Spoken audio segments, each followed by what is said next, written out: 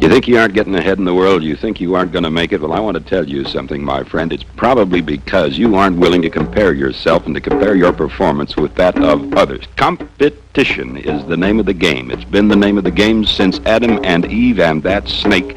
It's been the name of the game right down through the times of the kings and queens. It's been the name of the game ever since our forefathers founded this country on the basic principles we all know and love. Watch one of those baseball players on a major league team. Watch one of those football players taking a run around right end. Watch one of those captains of industry struggling to get to the top. He compares his performance with the next guy, and he'll walk all over that guy if he has to get right up there to the top, because the only way you have a view of the world that is worth it is from the top of the heap.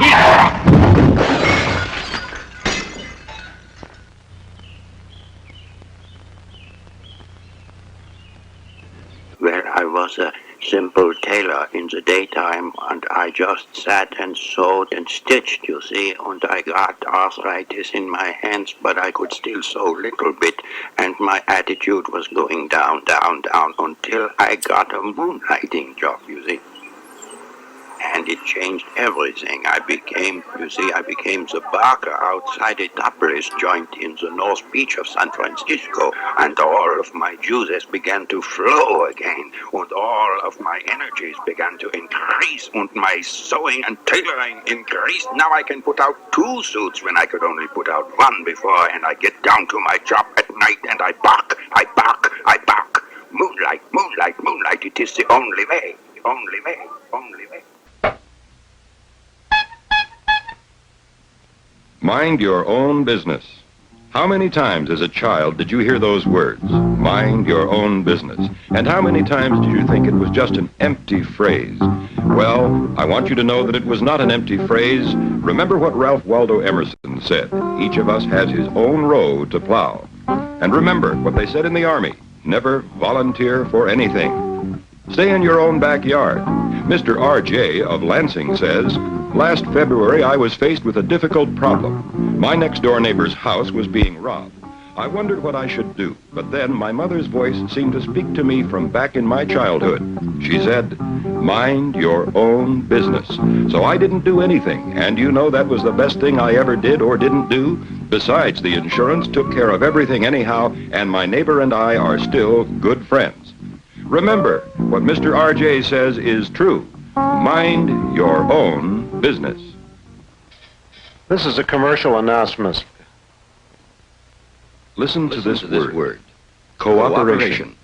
Sounds like a good word, doesn't it? Don't you believe it? When someone asks what are they cooperate, really saying? What's the real message? Are they saying, let's work together and we'll do something good and both feel good about it? Or are they saying, wouldn't you like hey, how about you doing my work for me? Operator? Think about it. A smooth operator. When you're asked to cooperate, if you're really being asked to do somebody else's work for them, that's not a very good position to be in. And even if you do feel good about cooperating, who wants just to feel good? Don't you want something extra in life? You want a horse. The sense of being who you are and where you are? So do it on your own and Don't leave the cooperation cooperate. for the losers. Operate. And you will be a winner. How much overtime did you log last month? Not much? Well, just stop and think a minute. One of America's greatest men, Henry Ford, once said, nobody ever became a success in an 8-hour day. And when your 8 hours are up, what do? Do you hang it up and head for the exit? But wait, you still have a lot in you, a lot of the real drive and grit that makes America what it is. Don't waste it in idle pastimes. Put in some overtime. Log a few golden extra hours at the old grindstone. Remember, there's no time like overtime.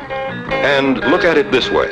There's extra pay in overtime. Sometimes time and a half, sometimes double time. So if you want somebody else to get those dollars, knock off after a measly 8 hours. But if you want to do it right, do it with overtime. That's overtime.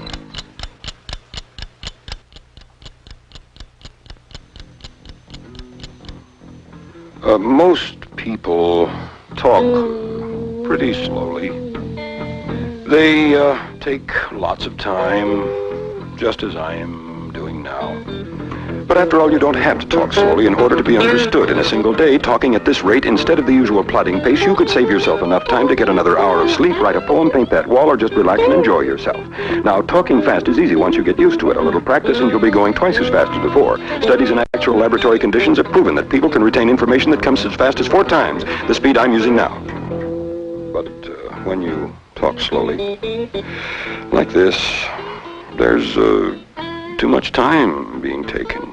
Too much room for erroneous and anxiety-producing interpretation. Yes, this way of talking is part of the past. The future is waiting to hear you talk fast.